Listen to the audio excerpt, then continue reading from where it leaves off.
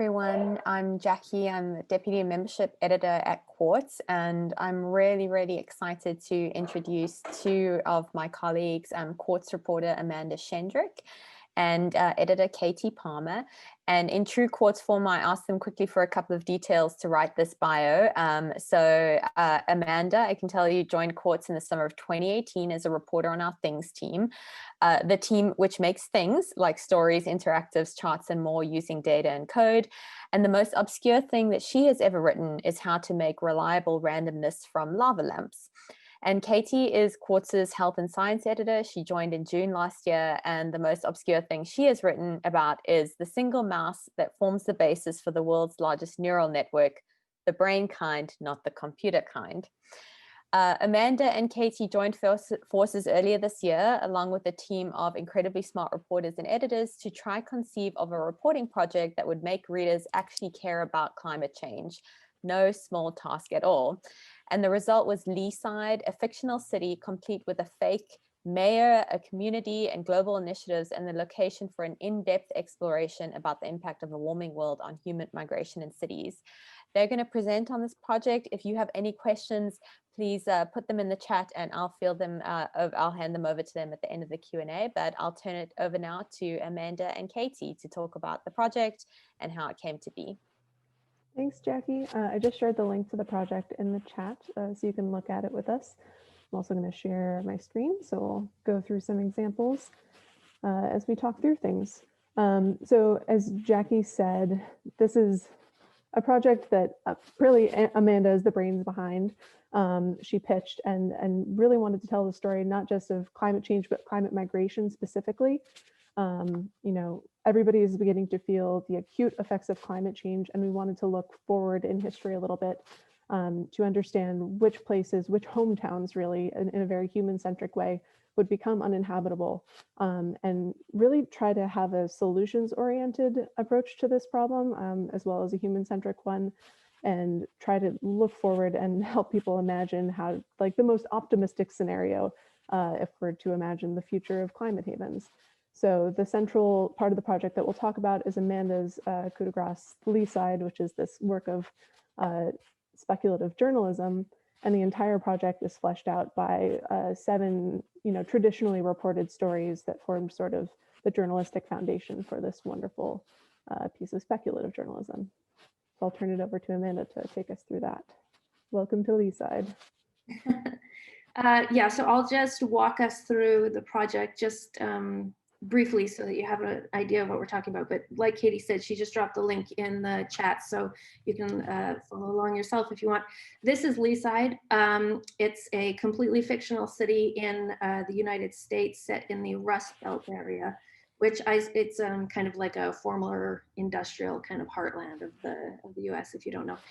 And so we set this narrative up as a museum exhibit. So we imagine this museum exhibit at the Smithsonian Museum of Modern America, not a real museum. A few people have asked me, it's not.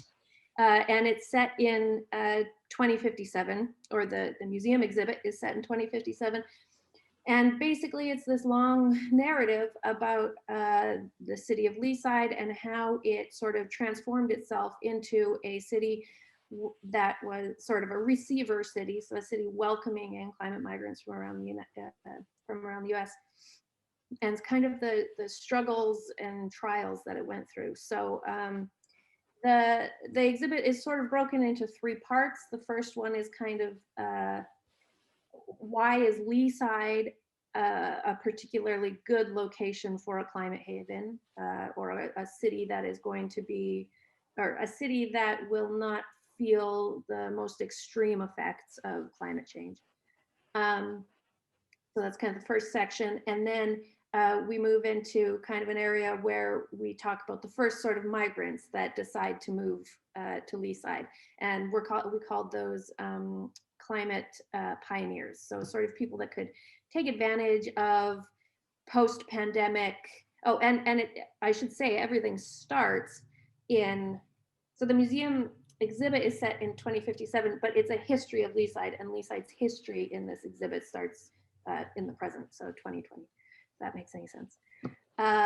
So we yeah, we have the climate migrants that are the climate pioneers that decide to move to Leeside sort of right after the pandemic, you know, within a half a decade of the pandemic, because they can, you know, they have the money to do it. They want to be part of something bigger and exciting. Then we kind of have a second wave of migrants that come, which are sort of people in 20, 30, 40 who are sort of forced out of their homes because of, or not forced out, but like choose to leave reluctantly with government buyouts and that kind of thing. And then the final section is there's been like a major disaster in Florida. You know, a handful of Category 5 hurricanes hit the coast, and now we have American refugees, and people are moving en masse around the country looking for homes. And sprinkled throughout this entire thing, because it's a museum exhibit, is all of these things that we call artifacts. So you can see right now there's a letter, an email written from somebody who moved to the town. There's posters that we designed for the town. There's a postcard that the town sent out.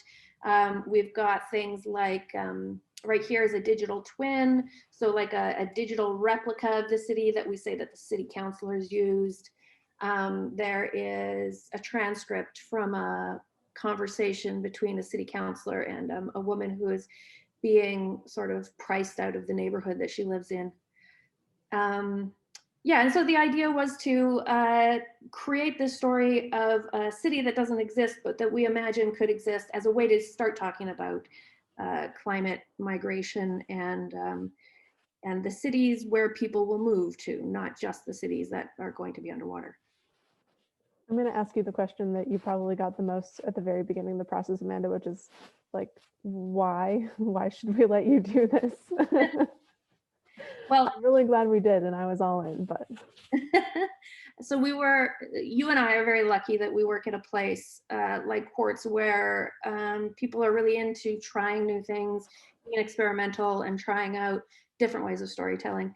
But on top of that, I think the reason that, the main reason that I set out to try to make this happen was because climate change is the biggest story of our lives. And how do you make people care about that? That's what I was really interested in.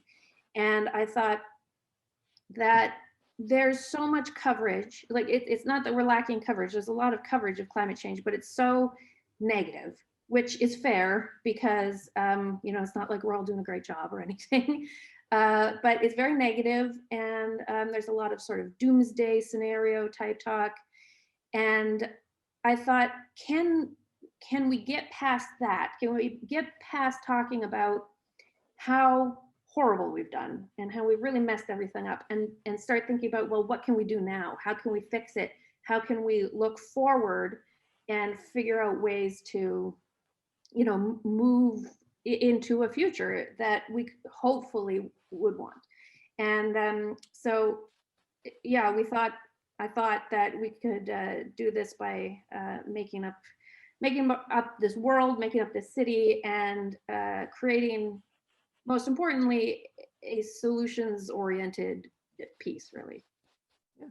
So that brings up, you know, how we sort of balance the speculative nature of the project with the reporting to make it as realistic as possible. Our goal here wasn't just to, like, you know, be sort of pie in the sky and come up with this extremely idealistic future. It's actually like they've run into a lot of challenges, and we build those challenges in very explicitly.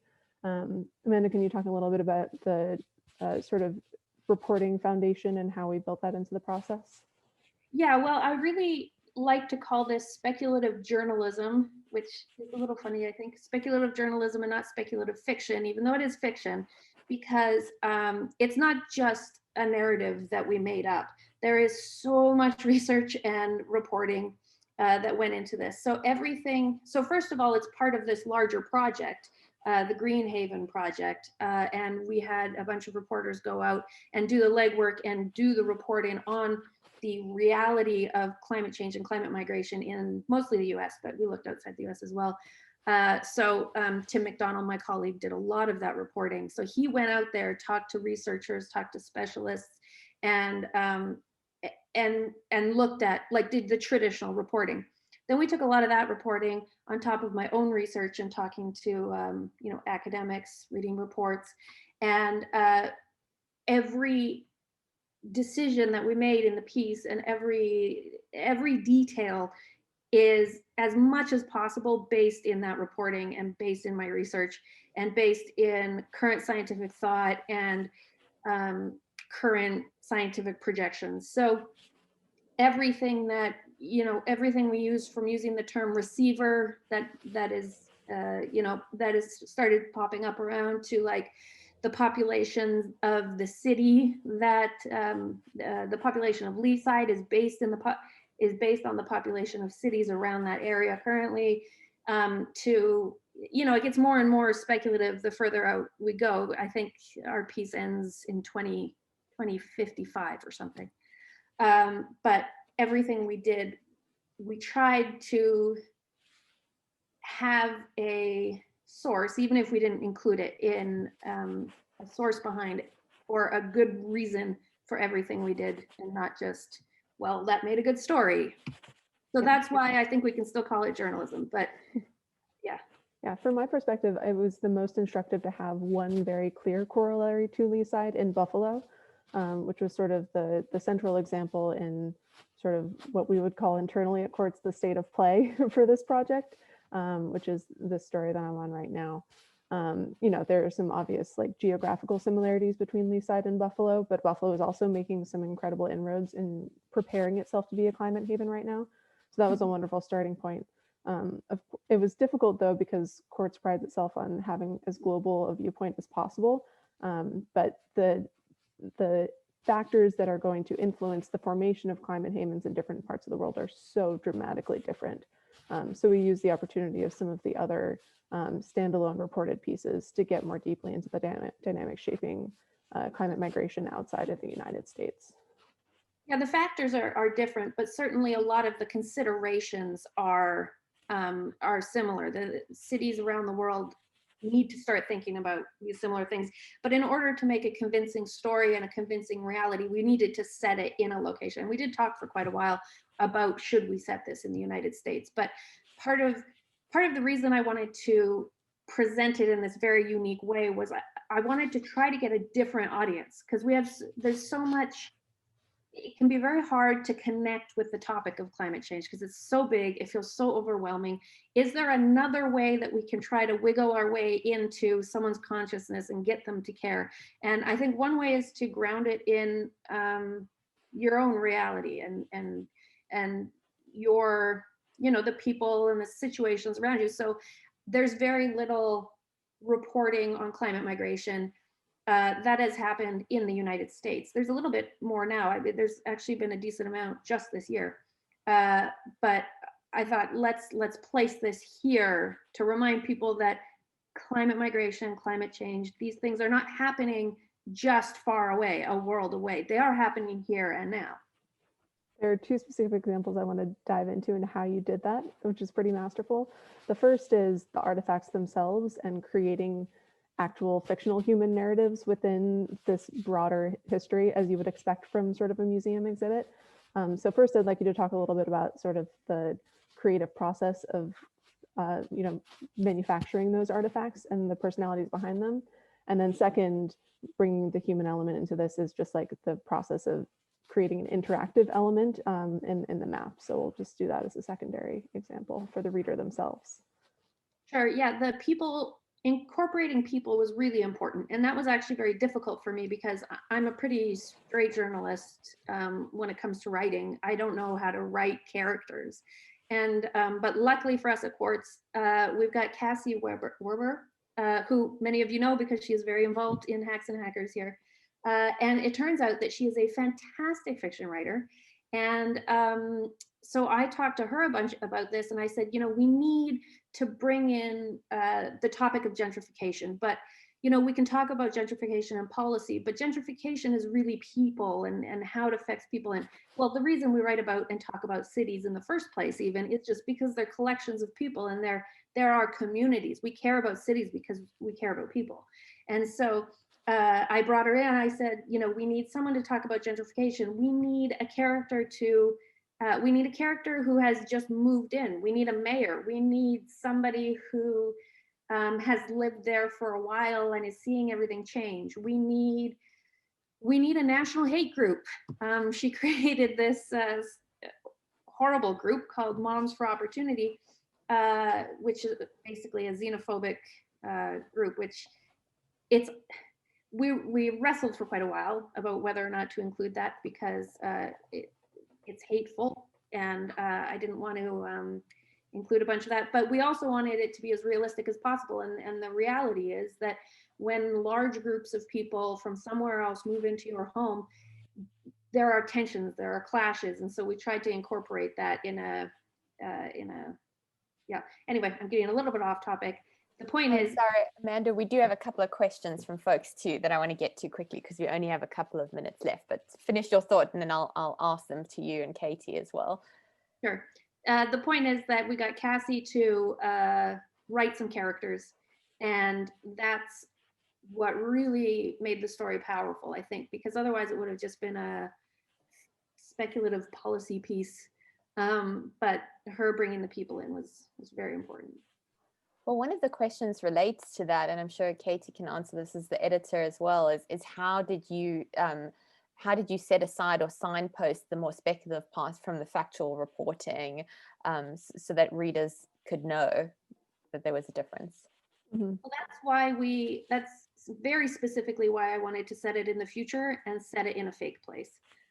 Because if you set it in a real place, it gets very complicated with like the realities of that place, and you don't want to deal with making up a future for a real place. And then on top of that, you set it in the future, it's not true. Like everybody knows that all of it isn't true.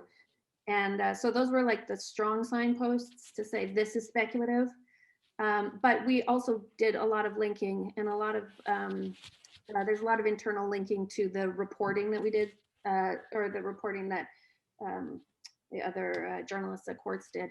So you can read through a lot of it, and this stuff that we built out a lot in other stories, we have links to that. And in each of the other traditionally reported stories, there's a link back to Leeside, and the language in those little nodules, nodules is a funny word, sort of clearly identifies that as a bit of speculation that's distinct from the reported stories. But one thing that I wish we could have done differently, and we might have if the pandemic hadn't intervened and lots of terrible things had happened in the meantime, was to make the relationship between those two a little bit more robust, rather than just having links and more clearly identifying the relationship between the reporting foundation for Leeside. We did have footnotes at one point, but it really got in the way, and it kind of like took you out of the suspension of reality that we were trying to create. So yeah. Two somewhat related questions. What was the reader response like? Was it the kind of impact that you wanted? And also, how do you plan to move forward with this type of journalism? Are there other stories or topics that you think would be good candidates for this type of journalism? That was one of the most gratifying parts. Our reader response was really nice. I was most excited to get, and surprised by actually, to get quite a few responses from teachers and academics everywhere, from like young teachers for young kids, elementary school, all the way up to university, because they saw in it a way to teach the topic in a different way, and I was pretty proud of that. Yeah. And especially I was gratified because it seems to line up so clearly with what Quartz's editorial mission is, which is to like educate and inform the next generation of global leaders. And if we're getting actually into educational pipelines with a project like this, like we're meeting that goal in just so much earlier than we could have possibly imagined. It was really exciting. And then just one last question, if we have just a minute or two left. How did you pick and select and curate the artifacts that you were using or featuring in the exhibition? Well, I mean, there were significantly more artifacts, and this piece was quite a bit longer in the original, in one of the original drafts. But how did we select well, a lot of the artifacts are introducing things that are more people oriented. There are a few, there's like a city, the interactive city part that's on the screen right now, that is more policy based. But a lot of the additional things are actually the more speculative pieces, or the more sort of just fiction. So there's the letter, which is just, a character. There's a speech from the mayor. There's some posters and stuff. Those things are pretty much just all made up. There are aspects to them that touch on reality and things, but it's the policy and the science and the milestones and stuff that are more based in, that are in the narrative, not in the artifacts. Those are more based in research and reporting. Although now I see on the screen, we've got our United Nations Green Haven Initiative development goals, which are very much based in the regular UN development goals. So I would say that the way that we chose the artifacts was one, to bring in human voices. They're the way that we brought in human voices, and two, things that were visual, or that we could figure out a different way of showing, like a postcard. Instead of describing a postcard, let's show the postcard, that kind of thing. Cool. Thank you both. And you're both on Twitter, so I think if people have additional questions, they could just send them to you. Oh, how long did it take is the last question. Many months. Yeah, we pitched it about a year ago. It was supposed to publish in May, then a pandemic happened, and a bunch of my colleagues got laid off. But throughout it all, we did manage to pull it off, and it published just over a month ago.